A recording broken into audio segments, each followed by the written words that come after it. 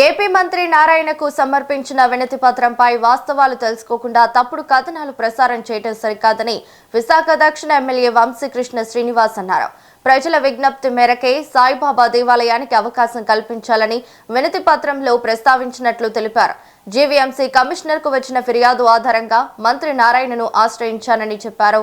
GVMC VMRDA అధికారులు సమగ్ర survey నిర్వహించి అర్హులకు న్యాయం చేయాలని కోరినట్లు వెల్లడించారు. ఆధారాలు లేకుండా వార్తలు ప్రచురించడం వల్ల కుటుంబ సభ్యులు ఇబ్బందులు ఎదుర్కొంటున్నారని ఆవేదన వ్యక్తం చేశారు. ఈ మధ్య కాలంలో నేను గౌరవ మంత్రిగా నారాయణ గారికి 1-2 లెటర్లు ఇవ్వడం జరిగింది. దాని మీద ఎన్టీవీలో ఒక కథనం, అలాగే ఏబిఎన్లో ఒక కథనం రావడం జరిగింది. దాని యొక్క ఆంతర్యం ఏమిటి ఎమ్మెల్యే గారే చెప్పాలని చెప్పేసి నిన్న ఏబిఎన్లో నేను చూడడం జరిగింది. అందుకే నేను ఇవాళ మాట్లాడకపోతే తప్పుగా ఉంటుందని చెప్పేసి మీడియా ద్వారా ఎవరైతే విమర్శలు చేస్తున్నారో వాళ్ళకి ఒక సమాధానం చెప్పాలనే ఉద్దేశంతో ఈ కార్యక్రమాన్ని ఏర్పాటు చేయడం జరిగింది.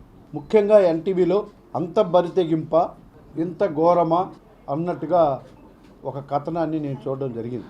నేను చూసుకోకుండా లెటర్ ఇచ్చానని, లేకపోతే దాని వెనకున్న ఆంతర్యం ఏమిటని నా పేరు పెట్టి డైరెక్ట్గా కూటమి నేతని పెట్టి నా పేరు పెట్టి ఒక కథనం వేయడం జరిగింది. నేను గతంలో చాలాసార్లు చెప్పాను, సూర్యుడి మీద ఉమ్మూస్తే ఎలా ఉంటుందో నాతో పెట్టుకున్నా కూడా అలాగే ఉంటుంది.